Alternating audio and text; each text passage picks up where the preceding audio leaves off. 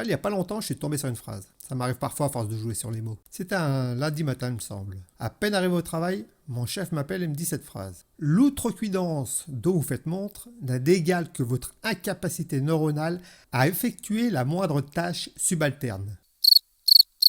Sur le coup, j'ai pas su trop quoi faire ni quoi répondre. À froid comme ça, j'ai un peu paniqué, j'avoue. Alors j'ai tapé.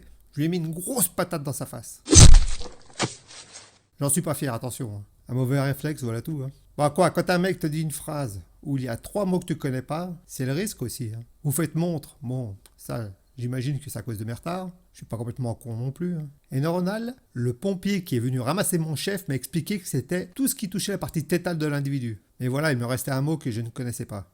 L'outrecuidance. J'aurais pu demander à ma femme, vous allez me dire.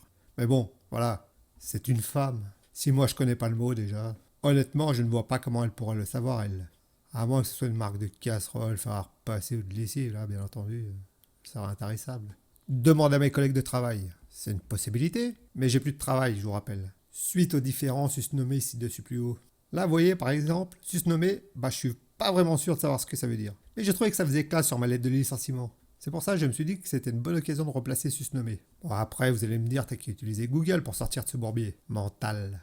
Mais moi, j'ai une question précise, et j'ai eu une réponse précise. Alors, je tape. Non, je tape personne. Je tape juste les mots sur le clavier. Je tape outrecuidance. Définition. J'arrive sur la définition de Larousse. Outrecuidance. Nom féminin. Bon, déjà là, ça part mal. La dernière fois, pour métaphore, ça avait été un vrai bordel. Bon, ça va, là, il n'y a que 3 définitions. Je vais m'en sortir normalement. Définition 1. Parler de soi avec outrecuidance. Oui, bon, voilà, c'est le mot que je cherche, hein, outrecuidance, mais ça veut dire quoi? Définition numéro 2. Désinvolture à l'égard des autres.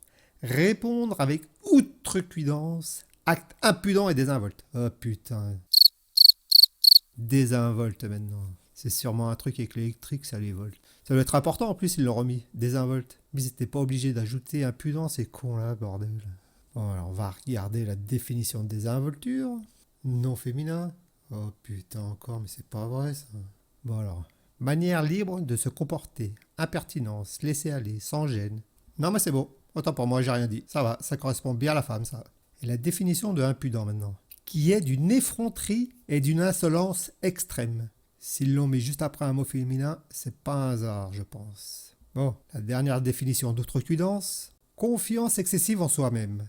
Voilà, putain, c'est pas compliqué quand même. Pourquoi il l'a pas mis au début, c'est con? Perso, je suis sûr que la définition d'outrecuidance, c'est une femme qui l'a trouvée, je vois pas d'autre explication. Alors que si tu prends un mot masculin, par exemple, macho au hasard, macho ou machisme, adjectif et non masculin. Bon, là, ça reste limpide, clair, net.